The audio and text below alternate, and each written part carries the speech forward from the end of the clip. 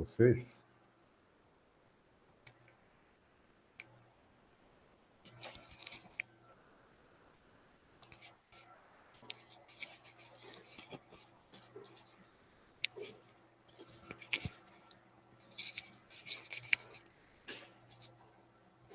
Pode doar?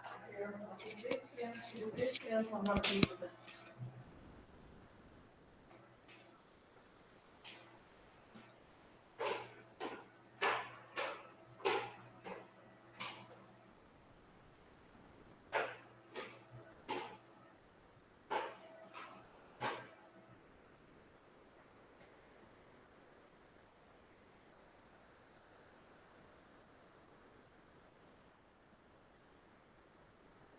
Eu peguei e coloquei, mudei aqui o Moodle, coloquei as atividades síncronas aqui junto dos avisos, logo abaixo aqui das avaliações. Então elas estão aqui.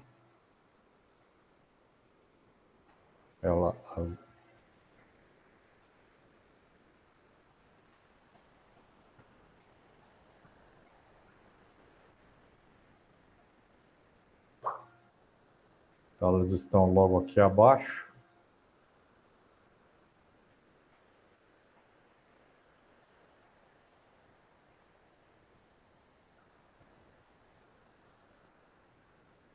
Deixa eu ver aqui.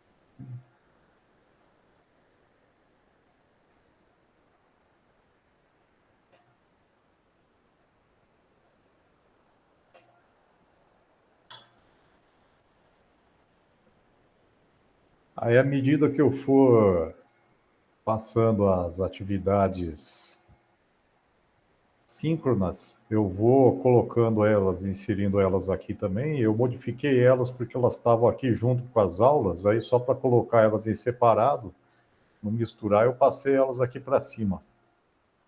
Aí eu vou inserindo elas a partir daqui também. Então, as da última semana, que foi o início do semestre, estão aqui, ó, do dia 24, da semana passada. Então, da semana inicial, elas estão aqui. Vocês podem acessar lá, tá? Eu estava falando na aula passada para vocês sobre as avaliações. Então, vocês têm projeto 1, que pega 6 arquivos, 5 em VHD e 1 CF. 5 em VHD, eles estão ali embaixo, 1 CF não está ali, mas vocês têm como obter ele, tá? O projeto 2, entrega via Moodle de 3 arquivos do código-fonte em linguagem C da calculadora básica para o microprocessador Microblaze. Esses 3 arquivos do código-fonte em linguagem C, aí como é linguagem C, é .c. Os arquivos, esses 3 arquivos aqui, eles já estão lá. É na aula 6. Aí esses 3 arquivos aqui, que são .c, estão em código-fonte em linguagem C, eles são .c. Aí eles estão aqui, ó, na aula 6. Que microprocessador customizável embarcado. Vou fazer uma coisa aqui.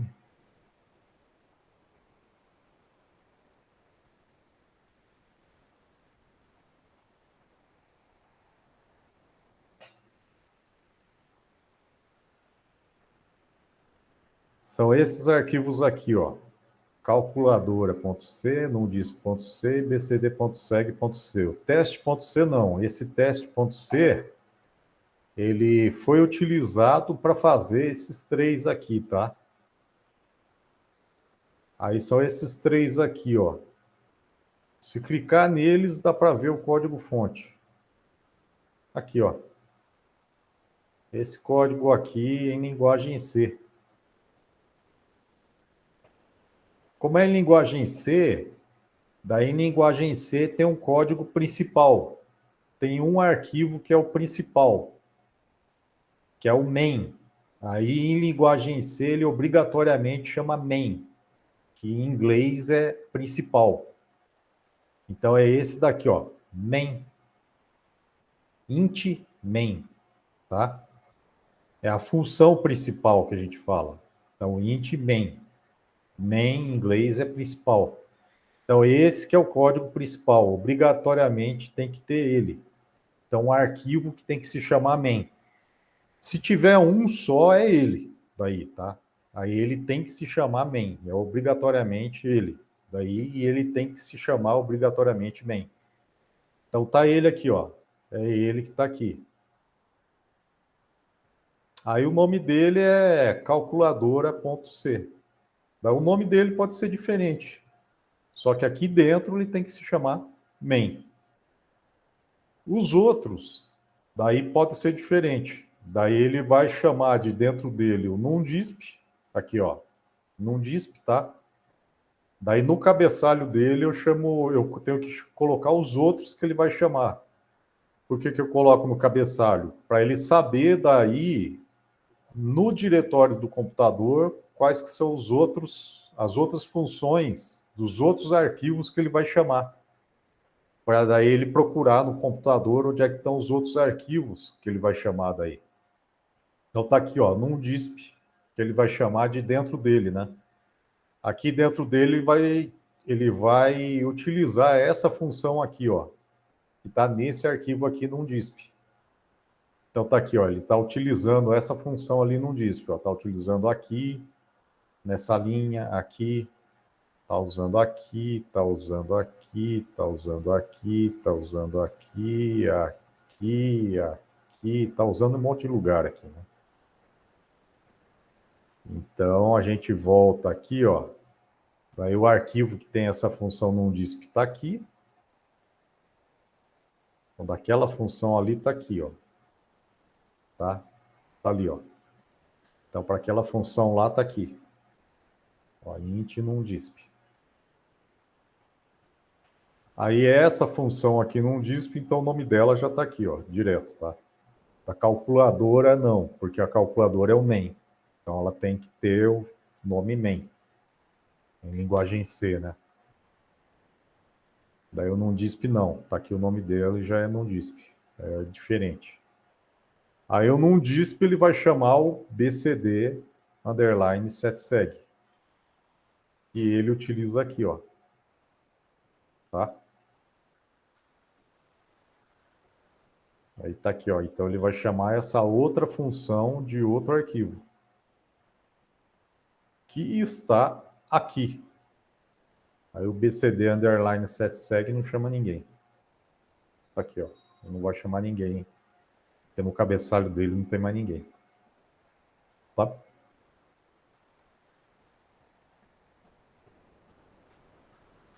Aí é. Aí é. Vocês podem adivinhar o que são esses arquivos aqui, né? Esse arquivo aqui é da calculadora, tá? Então é o programa desse microprocessador aqui do Microblaze que vai fazer. É o programa que vai fazer o papel da calculadora do microprocessador, tá? Microblaze. Esse daqui vai fazer a exibição no display daí do microprocessador Microblaze de um número. Só que esse microprocessador ele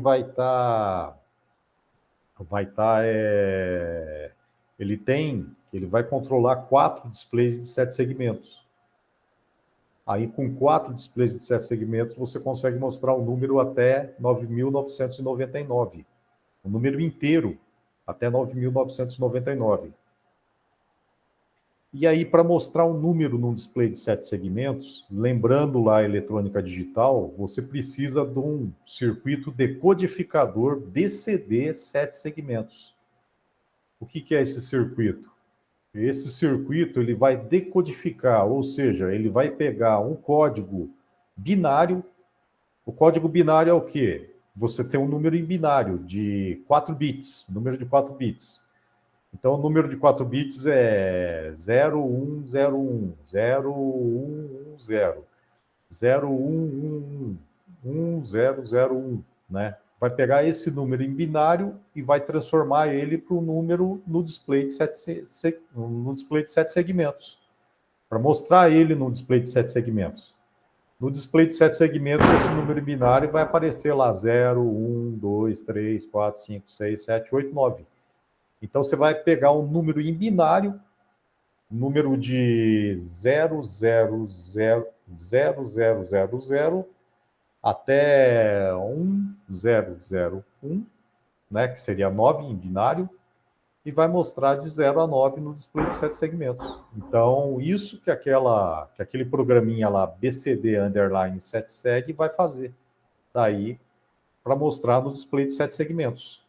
E aquele NumDisp, ele vai pegar e mostrar um número nos 4 displays de 7 segmentos. Um número de 0 até 9.999 no display de 7 segmentos. Tá?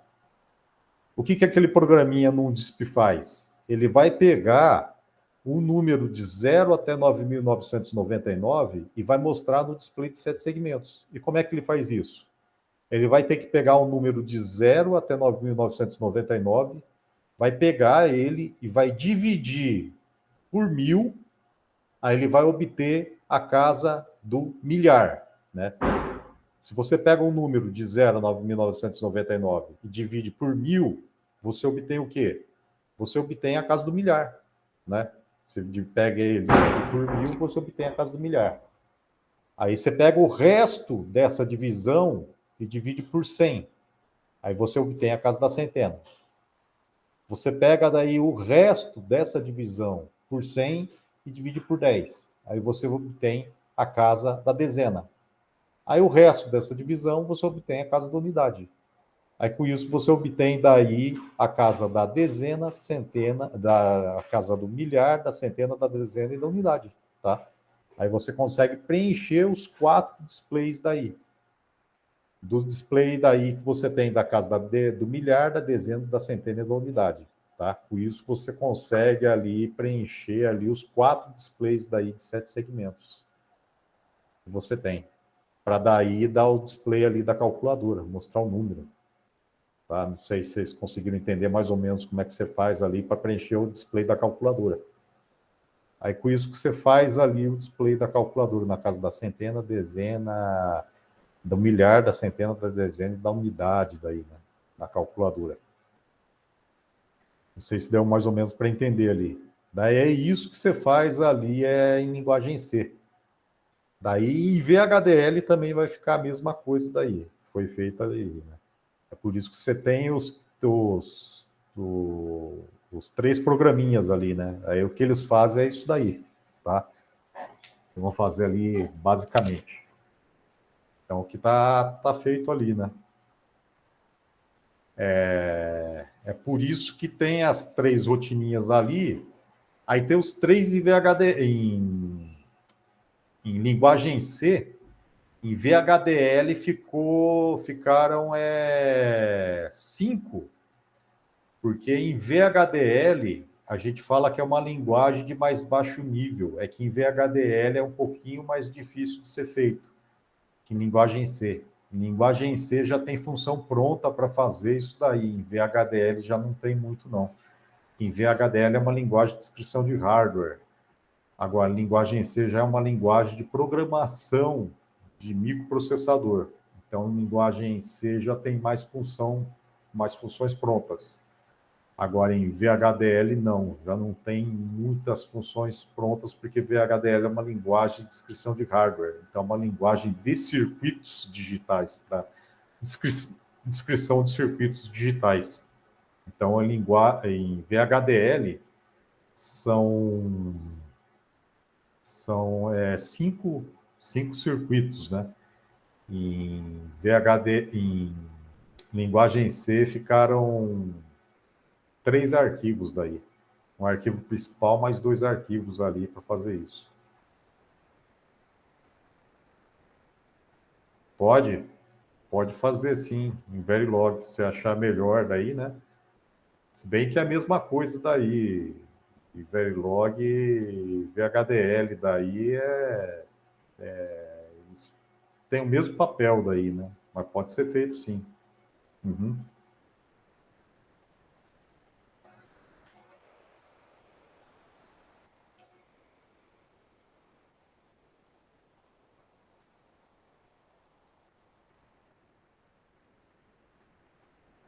Aí é.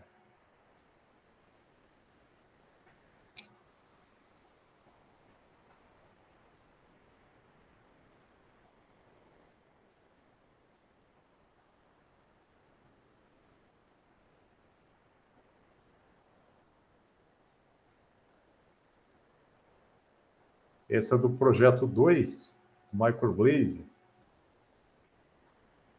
O outro arquivo que vocês têm ali embaixo, vou passar um instantinho do teste. Esse do teste aqui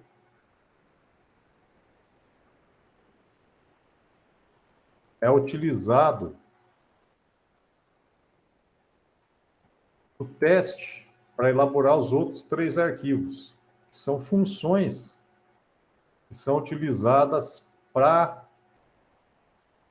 elaborar os outros 3 arquivos. São funções que são exclusivas só para o Microblaze.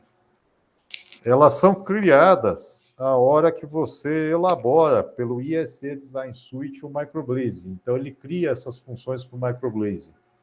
Elas são utilizadas somente para o Microblaze, como, por exemplo, esse XIO módulo Discrete Read, esse XIO módulo Discrete Write, esse XParameters, ela é uma biblioteca, um header file só para o Microblaze, esse XIO módulo também, .h, é um header file só para o Microblaze.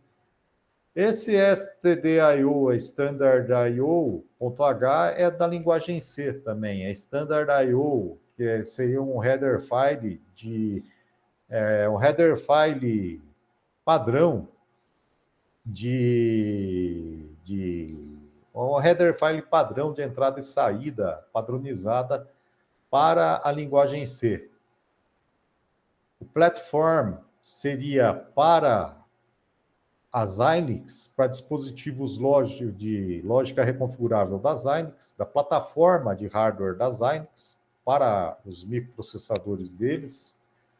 Parâmetros também, XParameters é da Xilinx, por isso esse X aqui, XIO módulo também, tá? Esse XIO módulo GPI também, XIO módulo GPO, XIO módulo Initialize, é para inicializar a plataforma de hardware, que seria do microprocessador deles, né, do Microblaze. Start é para inicializar o microprocessador, o hardware deles. Aqui, XIO módulo Discrete Read é para ler as entradas, daí os pinos de entrada. Write é para escrever neles. Aqui são os parâmetros que você tem aqui para leitura, né? Os dados que você tem de leitura, o porte de entrada que você quer ler, o porte de entrada que você quer escrever e para onde você quer escrever também, os dados para onde você quer escrever. Então, isso daqui é utilizado para teste e são funções que são utilizadas também exclusivas para o Microblaze. Então, a gente utiliza ali exclusivo para o Microblaze. E são criados direto para a plataforma de hardware exclusiva do fabricante do dispositivo de lógica reconfigurável que a gente utiliza. O dispositivo de lógica reconfigurável que nós utilizamos na lógica reconfigurável é desse fabricante aqui, ó, da Xilinx. Se chama Xilinx. Xilinx ISE Design Xilinx. E a ferramenta de software que a gente utiliza é o ISE Design Suite. Existem 2 fabricantes principais no mundo que é a Xilinx e a Altera.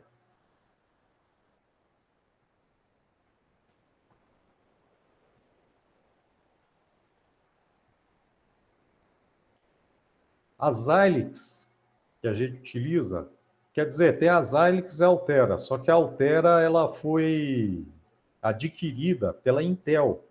A Intel que é a fabricante de microprocessadores para os computadores da linha IBM PC. A Xilinx é o outro fabricante de dispositivo de lógica reconfigurável. Então, tem dois grandes, né? É igual Coca-Cola e Pepsi, né?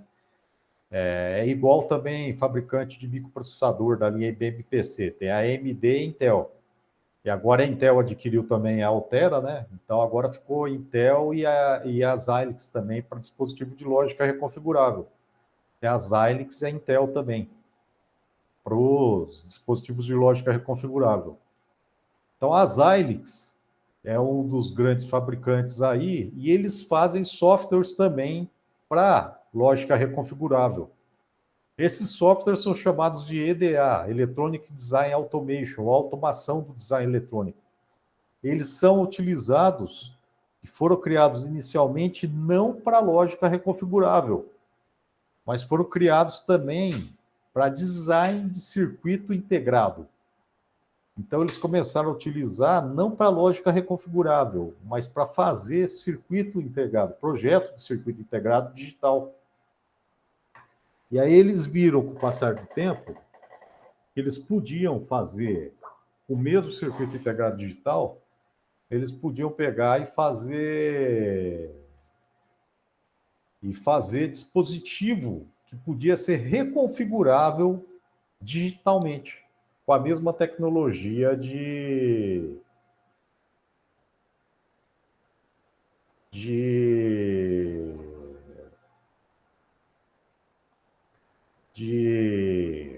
de memórias RAMs.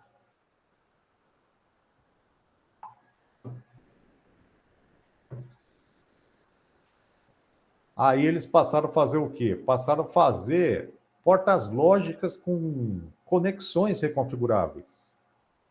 Aí essas portas lógicas, por exemplo, portas lógicas NAND, elas são portas lógicas universais, portas lógicas NAND e portas lógicas NOR. Com isso, eles conseguem fazer qualquer tipo de circuito lógico daí, reconfigurando as conexões dessas portas lógicas. Assim, eles conseguem fazer os sistemas digitais reconfiguráveis a partir disso, dessas conexões lógicas daí. Isso é uma grande vantagem, porque daí eles não precisam fazer circuitos fixos daí, ou seja, circuitos digitais fixos a partir dessas conexões configuráveis. Como se fossem memórias que eles pegam, escrevem essas memórias, só que ao invés de serem memórias, são circuitos daí, lógico, circuitos digitais com uma lógica daí que eles podem escrever. Com isso, essas empresas começaram a crescer a partir disso daí. Só que essas empresas, como a Xilinx e a Intel agora, com a aquisição da Altera, a Intel adquiriu a Altera em 2017. E a Xilinx, ela foi adquirida pela AMD no final do ano passado, no final de 2020. Só que esse processo ainda está aproximadamente a aquisição. Então, eles não sabem ainda se a AMD vai ser a AMD Xilinx, ou se vai continuar a Xilinx ainda, ou se vai ser a AMD FPGA, ou a AMD Lógica Reconfigurável. Então, eles não sabem ainda como é que está esse processo, como é que vai ser, como é que vai se dar essa fusão ainda, né? Então, por enquanto, a Xilinx continua a Xilinx ainda, né? Agora, a Altera virou Intel FPGA. Então, a Altera já é Intel FPGA. Se entrar no site da Altera, virou Intel. Então, já está ali, ó, Intel FPGA. Está ali. Então, ficou isso daqui, tá? Aí, ó, já não tem mais Altera.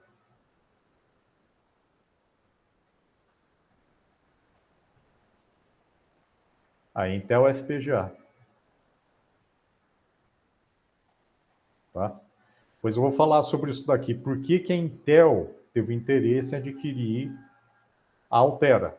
Tem muito a ver com isso daqui, processamento, né? Porque a Intel é o maior fabricante de processador do mundo, né? Aí teve a ver com isso daqui, processamento digital, né? Então, a Xilinx aqui foi adquirida pela AMD também em relação a isso, né? Aí a Xilinx, ela fabrica também os FPGAs em relação ao processamento digital, né? Aí a Xilinx e a Intel FPGA, eles fazem as ferramentas de EDA que servem também para automação do design eletrônico, ou seja, auxiliam na automação de projetos de circuitos digitais, ou seja, na lógica reconfigurável, ou na lógica do processamento digital. E essas ferramentas você pode baixar aqui direto do site deles. A Xilinx, ela possui o ISE Design Suite e possui também o Vivado Design Suite. O Vivado também é uma ferramenta de design, uma ferramenta de automação do design eletrônico. Só que o ISE também é uma ferramenta de automação do design eletrônico. O Vivado é uma ferramenta mais nova, só que é para uma outra linha de dispositivos de lógica reconfigurável. Aqui a gente vai utilizar o ISE Design Suite. É para a linha dos dispositivos de lógica reconfigurável que a gente vai utilizar, que é o Spartan 6, que são os FPGAs que a gente vai utilizar. O Vivado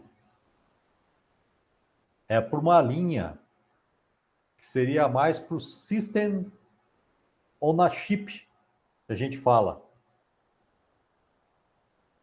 Ou seriam para os sistemas que são System Mixed on a Chip, ou sistemas que são misturados, tá?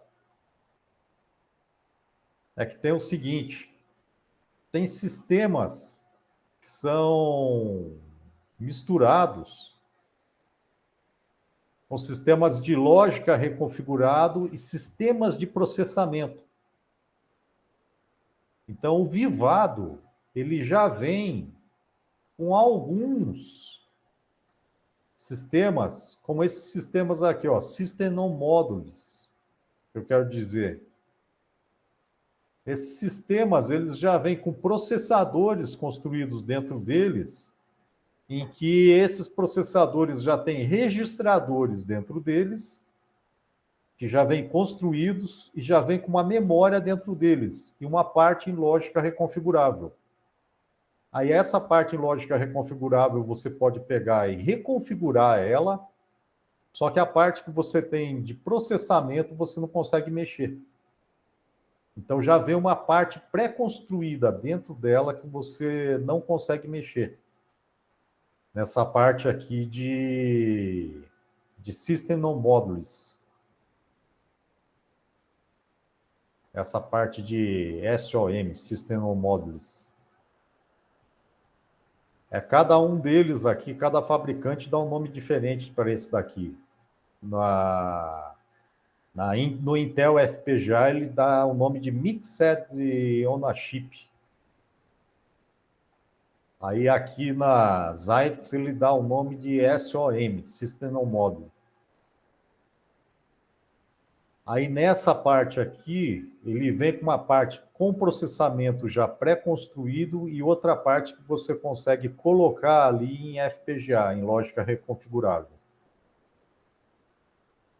Aí nessa parte aqui, o Vivado, você já consegue mexer com o Vivado, você só consegue mexer com o Vivado, com esses sistemas aqui. Aí já é uma parte que é misturada, que a gente fala aqui nesses dispositivos aqui. Agora, com o ISE Design Suite, você mexe com dispositivos já de lógica reconfigurável somente.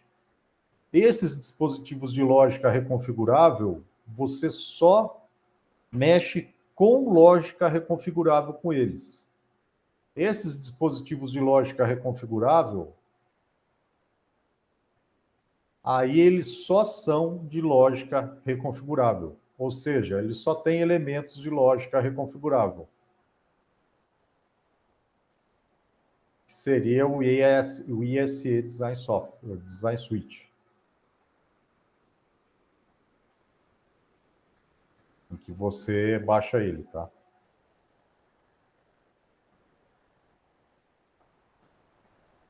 Através daqui do site da Xilinx. Para baixar ele, vocês fazem sua inscrição, seu cadastro aqui no site da Xilinx. Aí, para isso, vocês precisam do e-mail, como eu falei na última semana passada, você precisa de um e-mail institucional. Aí não pode ser um e-mail internacional, um e-mail genérico, como o Gmail, Hotmail, o e-mail do Yahoo. Pode ser um e-mail da universidade, um e-mail de empresa. Cada e-mail desses te dá direito a uma licença por máquina, né? Então, se você tiver um computador, te dá direito a esse e-mail do computador.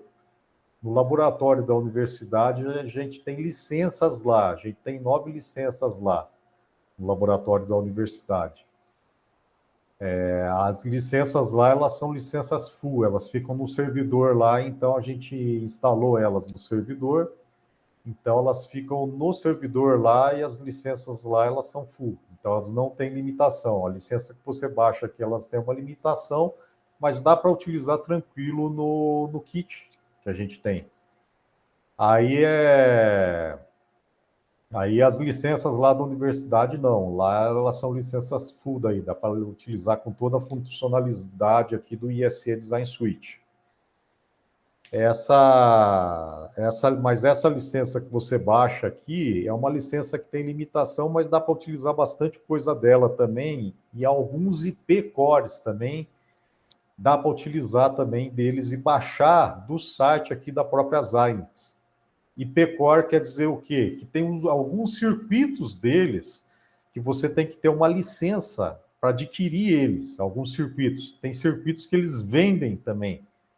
E alguns circuitos você tem que ter uma licença específica para pegar e adquirir eles, fazer o download deles. Então tem circuito aqui que você tem que ter uma licença já específica para eles. Então você pode obter esses circuitos a mais deles daí, com uma licença mais comercial, uma licença melhor, que tem um licenciamento mais avançado daí, né? Agora, com essa licença gratuita deles, não. Mas daí você tem que ter uma inscrição aqui, e essa licença que você obtém com esse teu e-mail te dá essa licença gratuita, que chama Web License. Aí essa licença, essa Web License, você pode renovar a cada ano ou a cada 6 meses, vai depender da época daí que você faz. Mas dependendo também, eles podem tirar também, pode limitar também essa licença dependendo da época. Se eu não me engano, ainda está a cada ano, vale por um ano daí.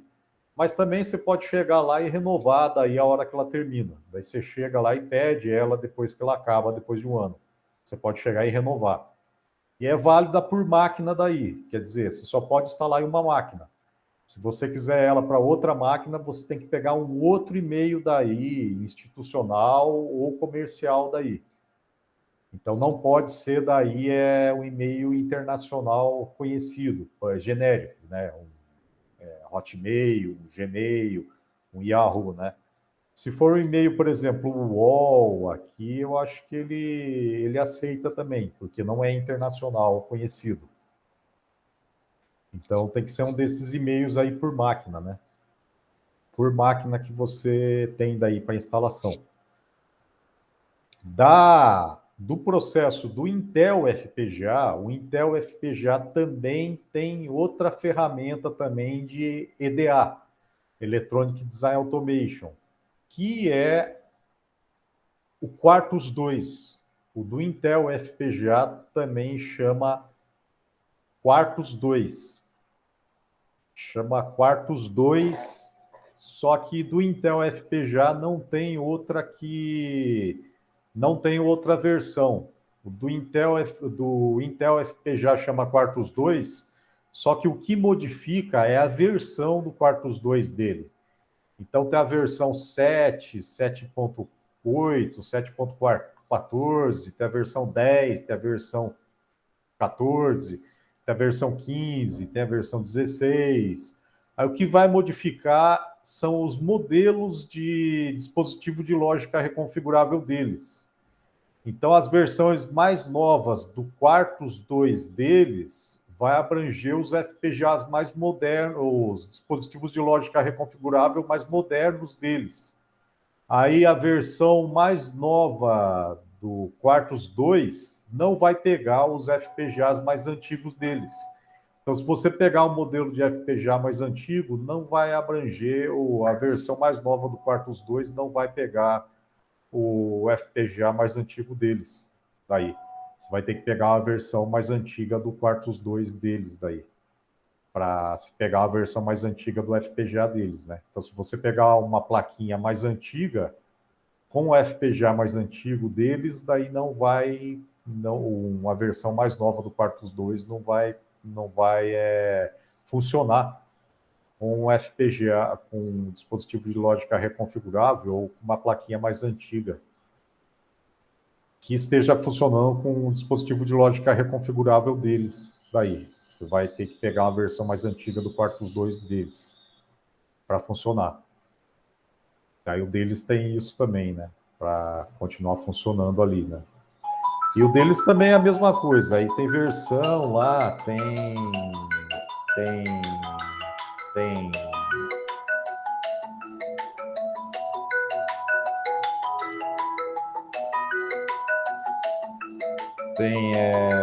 chamada, né? E assim por diante, né?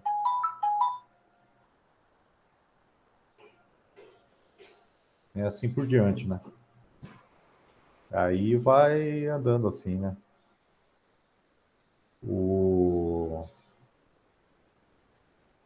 Aí a versão que nós vamos utilizar vai ser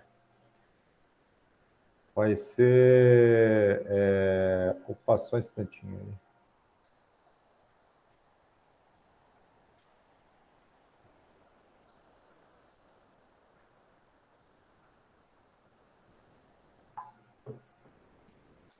Aí a versão que nós vamos utilizar vai ser a ISE Design Suite para o tipo de FPGA que nós utilizamos, porque nós vamos pegar e utilizar, vendo aqui nos requisitos,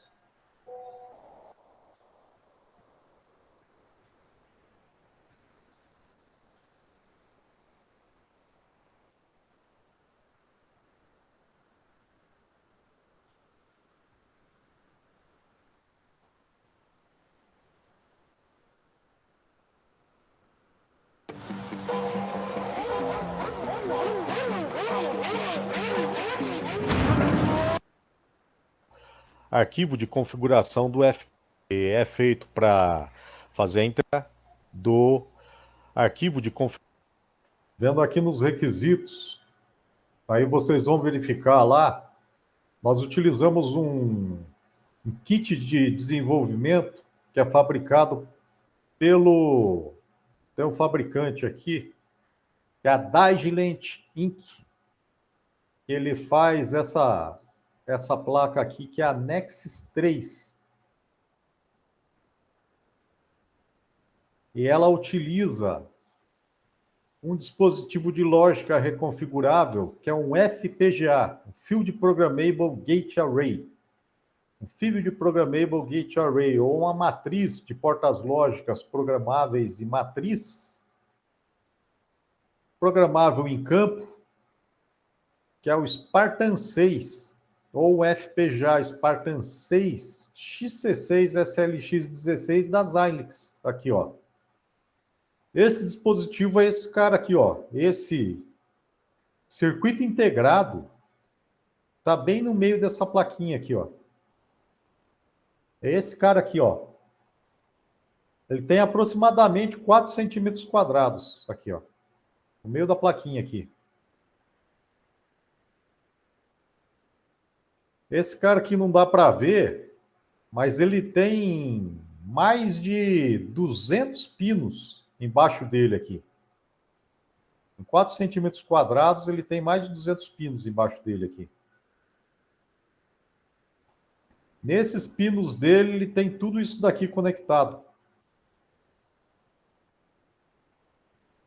Ele tem uma interface aqui do pino VGA, que dá para ligar um monitor de vídeo nele. Então dá para você ver vídeo nele. Dá para ligar aqui uma interface USB, mestre, tá? Host. 4 displays de 7 segmentos, como eu comentei lá.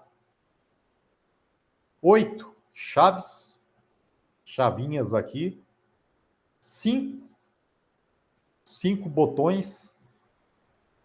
8 LEDs. Um conector aqui com a interface Ethernet, com a rede cabeada, Ethernet. Mais um conector micro USB UART. Mais um conector de alta velocidade VHDC. Mais 4 conectores aqui modulares. Mais um conector para alimentação aqui modular, tá? Mais outro conector aqui micro USB. Um cristal de clock aqui de alta frequência. Mais 3 memórias aqui. A memória flash, uma memória SD-RAM, mais outra memória RAM, tá? E mais outros circuitos aqui. Vão sobrar aqui. Então, quer dizer o quê? Ele já é um chip aqui, bem denso aqui em pinagem. Por quê? Porque ele tem um número de portas lógicas dentro dele aqui que pode ser implementado para esse número de circuitos aqui. Tá? Que pode ser implementado. Quer dizer, para isso que vocês vão fazer aqui, da calculadora que vai ser utilizado, vai ser essa parte aqui ínfima, ó. Vão ser essas chaves aqui, os botões e 4 displays de 7 segmentos. Vai ser utilizado isso porque o restante aqui não dá tempo, tá? Para ver a implementação. Dessa parte aqui, ó. 8 chaves, 5 botões e 4 displays de 7 segmentos. Esse daqui é o dispositivo de lógica reconfigurável, comanda tudo, por isso que ele está aqui no centro. Certo? É o FPGA, que a gente chama de dispositivo de lógica reconfigurável, e é o que é o mais utilizado hoje em dia. O outro que seria o CPLD também. Aí, para isso, tem a descrição aqui nesse vídeo aqui de requisitos, que seria o que vocês vão ver inicialmente. Vocês veriam inicialmente. O arquivo UCF, o inicial, ele mostra aqui como obter também, tá? E tem no meu site também, eu vou deixar disponível aqui, porque provavelmente o site que ele se refere aqui, ele saiu do ar. Eu estava vendo esses dias aí, ele saiu do ar, tá? Estava vendo agora há pouco ali. Tem nesses requisitos aqui, aquele site que eu estou mostrando ali nos requisitos, ele provavelmente deve ter saído do ar. Então eu vou Eu vou disponibilizar para vocês o arquivo CF. Esse arquivo aqui, ó.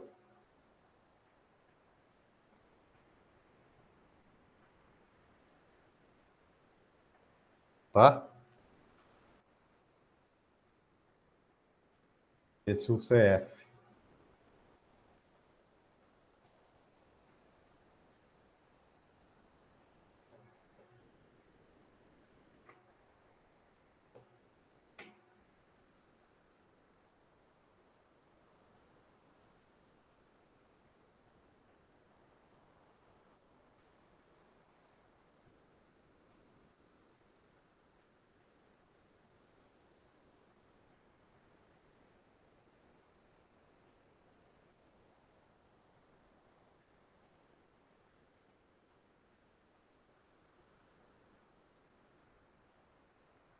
Ok, mais alguma dúvida aí?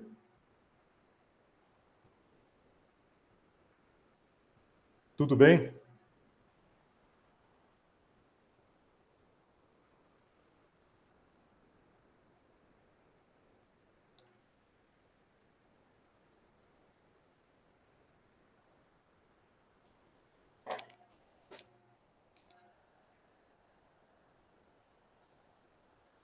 Tudo certo, então?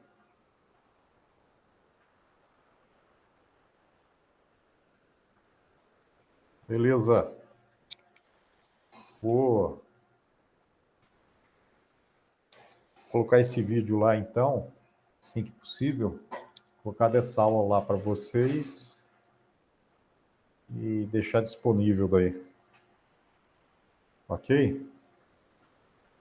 Um bom dia, então, para vocês e um bom final de semana. Muito obrigado. Tudo certo, então. Até semana que vem. Obrigado.